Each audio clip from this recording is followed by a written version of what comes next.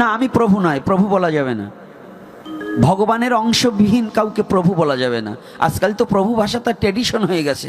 প্রভু বললে আমার একটু ভালো লাগে, আরাম লাগে। ওই প্রভুটার বউ আমার পছন্দ না। প্রভু একমাত্র কলির যুগে প্রভু হচ্ছে ওই 5 জন।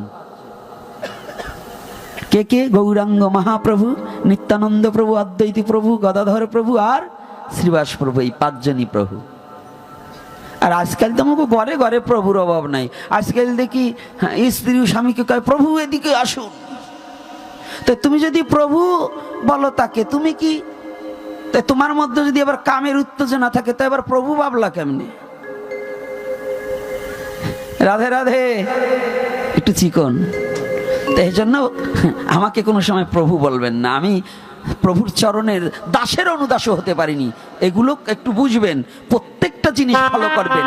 প্রেম ভক্তির গুরু মহারাজ নরোত্তম দাস ঠাকুর মহাশয় বললেন, শ্রীকৃষ্ণ চৈতন্য প্রভুর দাসের অনুদাস, সেবা অভিলাষ মাগে নরোত্তম দাস।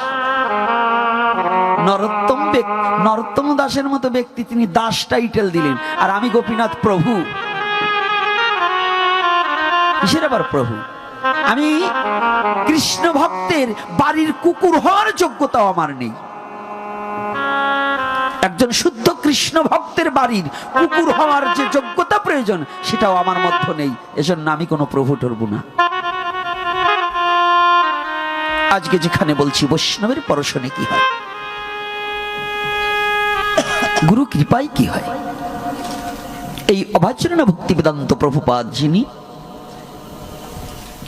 বাংলার নয় সারা সনাতন ধর্মের গর্ব, তিনি যদি বলেন আপনি বাবাজি হয়ে ইসকনের কথা বলছেন, ইসকন কি আলাদা কোনো ধর্ম নাকি? ইসকন কি আলাদা কোনো ধর্ম? একটা সংগঠনের নাম। ইসকন আমার সনাতন ধর্ম, গৌরীয় মঠ আমার সনাতন ধর্ম, ওই শিব মন্ত্রে যারা দীক্ষিত তারাও আমার সনাতন ধর্ম, বর্তমান মতুয়া যারা তারাও আমার সনাতন ধর্ম। তবে কিছু কিছু মতুয়া না ইদানিং তারা দাবি করে মতুয়া ধর্ম আলাদা করতে হবে। ওই যারা বলে যে মতুয়া ধর্ম আলাদা করতে হবে, ওগুলো কেন কয়েকদিন পরে বাবার নামও পাল্টাই দিতে পারে। আমি প্রকৃত মতুয়া যারা, প্রকৃত আমার ঠাকুর হরিচাঁদ গুরুচাঁদের আদর্শ নিয়ে যারা আছে, তারা কোনোদিন এ কথা বলবে না। তারা কোনোদিন বলবে না, কারণ গুরুচাঁদ ঠাকুর এমন শিক্ষা দেয়নি। গুরুচাঁদ ঠাকুরের আদর্শটা বড় কঠিন আদর্শ, এটা অনেকে জানে না। তা আজকে এই অভয়চরণ ভক্তি বেদান্ত প্রভুপাদ যিনি, ইনি পরম বৈষ্ণব সদ্গুরু, যিনি